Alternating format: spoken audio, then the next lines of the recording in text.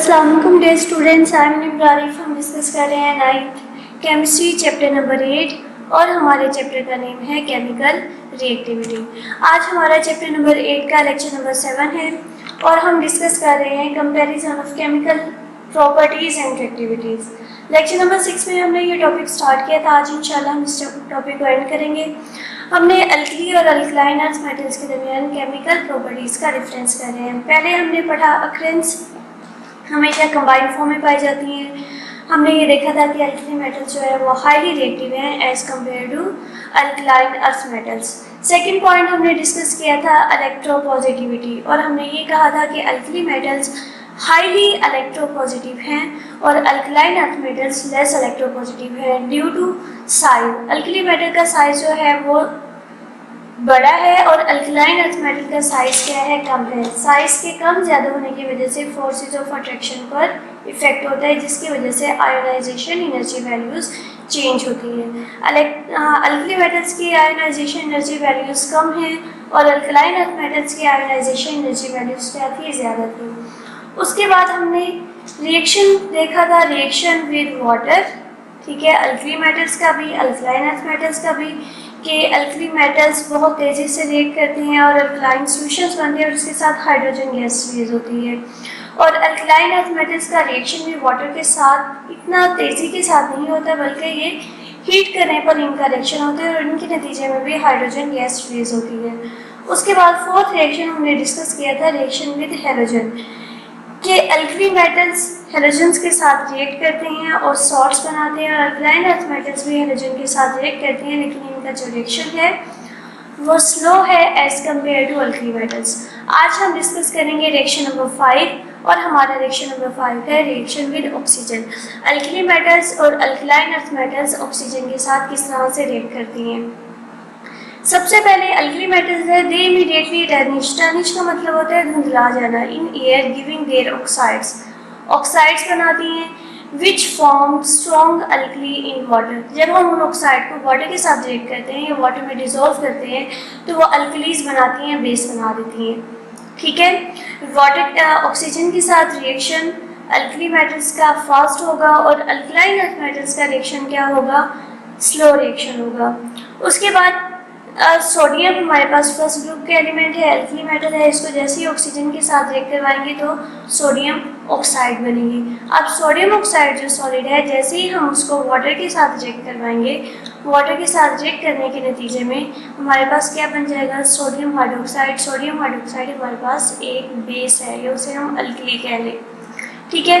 उसके बाद alkaline earth metals, they are less reactive towards oxygen, less reactive हैं and oxides are formed on heating, और इनके जो ऑक्साइड्स बनते हैं वो हीट करने पर बनते हैं। मैग्नीशियम को जैसे ही हम ऑक्सीजन के साथ रिएक्ट करवाएंगे तो हमारे पास क्या बनेगा, मैग्नीशियम ऑक्साइड बनेगा। इस मैग्नीशियम ऑक्साइड पे जब हम वाटर के साथ रिएक्ट करवाएंगे तो हमारे पास मैग्नीशियम हाइड्रोक्साइड बनेगा, जो कि एक बेस है। हम इनका रिएक्शन देखते हैं।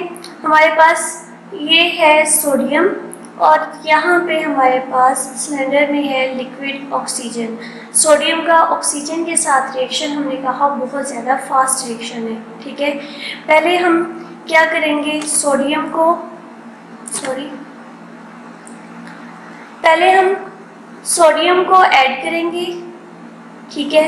सोडियम को ऐड करने के बाद उसमें हम क्या करेंगे, ऑक्सीजन को जैसे ही ऐड करते हैं, ऑक्सीजन को जैसे ही ऐड करेंगे, अब आप देखें जो रिएक्शन है वो बहुत ज़्यादा फास्ट है और उससे आग भी जलने लगी है, इतना ज़्यादा रिएक्शन फास्ट है, ठीक है।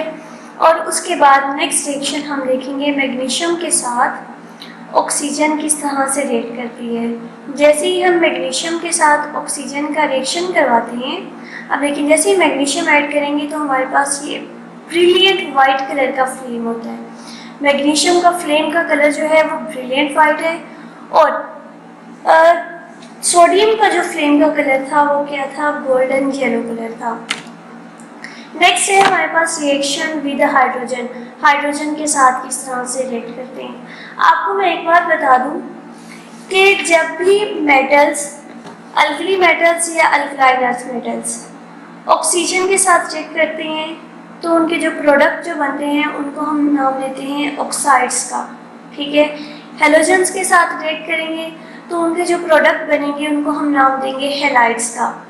और हाइड्रोजन के साथ जब रिएक्शन होगा तो हाइड्रोजन के साथ रिएक्शन के नतीजे में जो प्रोडक्ट हमारे पास बनेंगे उन प्रोडक्ट को हम नाम देंगे हाइड्राइड्स का। ठीक है। उसके अलावा अगर नाइट्रोजन के साथ रिएक्शन होगा, नाइट्रोजन के साथ रिएक्शन के नतीजे में जो प्रोडक्ट बनेंगे उन प्रोडक्ट को हम नाम देंगे नाइट्राइड्स का। और कार्बन के साथ रिएक्शन के नतीजे में जो प्रोडक्ट्स बनेंगे उन प्रोडक्ट्स को हम नाम देंगे कार्बाइड्स का। रिएक्शन विद हाइड्रोजन हम देखते हैं, दे फॉर्म आयनिक हाइड्राइड्स। यहाँ पे जो हमारे पास प्रोडक्ट बनते हैं वो आयनिक है। आयनिक क्यों है? हमने आयनिक की डेफिनेशन में कहा था कि मेटल और नॉन मेटल के दरमियान जो बॉन्ड बनता है उस बॉन्ड को हम नाम देते हैं आयनिक बॉन्ड का। सोडियम मेटल है, ठीक है, और यहाँ पे हाइड्रोजन क्या है? नॉन मेटल है। सोडियम में यहाँ पे इलेक्ट्रॉन लूज करना है और हाइड्रोजन में इलेक्ट्रॉन गेन करना है। पॉजिटिव और नेगेटिव आयन के दरमियान जो बॉन्ड बनेगा वो क्या कहलाएगा? आयनिक बॉन्ड बनेगा। अब जो हमारे पास प्रोडक्ट बन रहा है हाइड्रोजन के साथ रिएक्शन के नतीजे में बन रहा है हाइड्राइड होगा, सोडियम हाइड्राइड, और ये क्या है? आयनिक कंपाउंड है। They form ionic hydrides with hydrogen at high temperature. Hydrogen के साथ जो रिएक्शन है वो बहुत ज़्यादा हाई टेम्परेचर पर है। सोडियम ने जब हाइड्रोजन के साथ रिएक्ट किया तो ये मिलके क्या बनाएंगे? 2NaH, 2 सोडियम और 2 हाइड्रोजन क्या बनेंगे? 2Na sodium hydride. उसके बाद रिएक्शन है अल्कलाइन अर्थ मेटल्स का। They give hydrides under strong conditions. Strong conditions of temperature and pressure. हम यहाँ पे टेम्परेचर के साथ साथ प्रेशर भी अप्लाई करेंगे ताकि कैल्शियम का हाइड्रोजन के साथ रिएक्शन हो जाए। कैल्शियम प्लस हाइड्रोजन और ये मिलके क्या बनाएंगे? Calcium hydride. नेक्स्ट हमारे पास रिएक्शन है reaction with nitrogen. They do not form nitrides directly. जो अल्कली मेटल्स हैं वो नाइट्रोजन के साथ डायरेक्टली रिएक्ट नहीं करती। ये पहले क्या करेंगे? किसी और एलिमेंट के साथ रिएक्ट करेंगे, कंपाउंड बनेगा और वो कंपाउंड क्या होगा? नेक्स्ट फर्दर नाइट्रोजन के साथ रिएक्ट करेगा। लेकिन अल्कलाइन अर्थ मेटल्स है, दे फॉर्म स्टेबल नाइट्राइड्स। ये स्टेबल नाइट्राइड्स बनाती हैं व्हेन हीटेड विद नाइट्रोजन, जब हम उन्हें नाइट्रोजन के साथ हीट करेंगे। ठीक है। 3 हमारे पास मोल किसके होंगे? नाइट्रोजन के। 3 मोल हम ले रहे हैं मैग्नीशियम के, 1 मोल हम ले रहे हैं nitrogen. 3 mole magnesium when react with 1 mole of nitrogen they form magnesium nitride. 1 मोल हमारे पास मैग्नीशियम नाइट्राइड का बनेगा। हमने चैप्टर नंबर 1 में टॉपिक डिस्कस किया था कि how to write a chemical formula. Chemical formula हम किस तरह से लिखते हैं। केमिकल फार्मूला में हमने एक पॉइंट पढ़ा था, सेकंड पॉइंट था कि जब भी हम किसी भी कंपाउंड का केमिकल फार्मूला लिखते हैं तो हम उनकी वैलेंसीज को इंटरचेंज कर देते हैं। मैग्नीशियम सेकंड ग्रुप का एलिमेंट है, मैग्नीशियम की वैलेंसी यहाँ पर है 2, तो यहाँ पर जो 2 है वो हम किसके नीचे लिखेंगे? नाइट्रोजन के, और नाइट्रोजन की वैलेंसी होती है 3, और 3 हम किसके साथ लिखेंगे? मैग्नीशियम के साथ। तो यहाँ पे हमारे पास क्या फार्मूला बनेगा? Mg3N2। नेक्स्ट हमारा रिएक्शन है reaction with carbon. They do not react with carbon directly. जैसे अल्कली मेटल्स नाइट्रोजन के साथ डायरेक्टली रिएक्ट नहीं करती, इसी तरह से अल्कली मेटल्स कार्बन के साथ भी डायरेक्टली रिएक्ट नहीं करती, बल्कि वो पहले किसी और एलिमेंट के साथ कंपाउंड बनाएंगे और वो कंपाउंड जो है फर्दर कार्बन के साथ रिएक्ट करेगा। नेक्स्ट हमारे पास है alkaline earth metals they give stable carbide on heating with carbon. जब हम इन्हें कार्बन के साथ हीट करेंगे तो हमारे पास क्या बनेगा? कार्बाइड बनेगा, और वो कार्बाइड हमारे पास क्या होगा? स्टेबल होगा।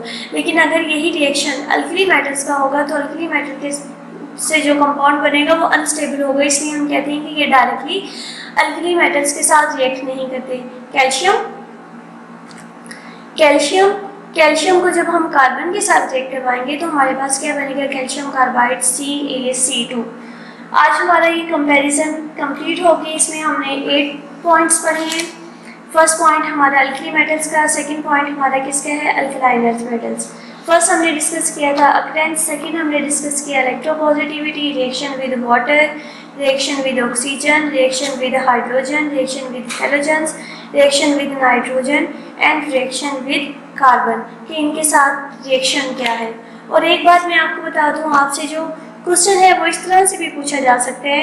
फॉर एग्जांपल आपको ये केमिकल रिएक्शन दे दिया जाएगा कि 3Mg+ 3Mg प्लस N2 और एरो के बाद क्वेश्चन मार्क और आपसे क्वेश्चन पूछ लिया जाएगा कि complete the balance chemical equation. तो आपको ये प्रोडक्ट अच्छी तरह से याद होना चाहिए कि जब मैग्नीशियम का नाइट्रोजन के साथ रिएक्शन होगा तो हमारे पास प्रोडक्ट क्या बनेगा। और आपसे सिंपल ये भी क्वेश्चन पूछा जा सकता है कि give the reaction of alkali metals या alkaline earth metals with nitrogen. Alkali metal या अल्कलाइन अर्थ मेटल का नाइट्रोजन के साथ रिएक्शन क्या होगा। इसी तरह से आपसे ये भी पूछ सकते हैं कि give the reaction of alkali metals या alkaline earth metals with carbon. तो आपने दोनों तरह से याद करनी है कि रिएक्शन क्या है, कार्बन के साथ अल्कली मेटल्स का रिएक्शन क्या है और ऑक्सीजन के साथ रिएक्शन क्या है या अल्कलाइन अर्थ मेटल्स के रिएक्शन कौन से हैं। और उसके साथ साथ आपने इन इक्वेशंस को अच्छी तरह से याद करना है कि अगर कैल्शियम का कार्बन के साथ रिएक्शन है तो प्रोडक्ट आपके पास क्या बनेगा। ठीक है, इस चैप्टर में से जो ज़्यादातर शॉर्ट क्वेश्चन पूछे जाते हैं वो इसी तरह से आते हैं, complete the balance chemical equation. Balance chemical equation को कंप्लीट करें। और इस टॉपिक में से जो शॉर्ट क्वेश्चन बनते हैं वो complete the balance chemical equation, और आपसे इंडिविजुअली एक रिएक्शन वो पूछ लेंगे कि give reaction of alkali earth metals with water. Water के साथ रिएक्शन लिखे तो आपने इसकी वाटर वाला रिएक्शन लिखना होगा। ठीक है, आज के लिए बस इतना ही। आज हमारा टॉपिक कंप्लीट हो गया। नेक्स्ट इंशाल्लाह हम कल नेक्स्ट टॉपिक स्टार्ट करेंगे। थैंक यू, अल्लाह हाफिज़।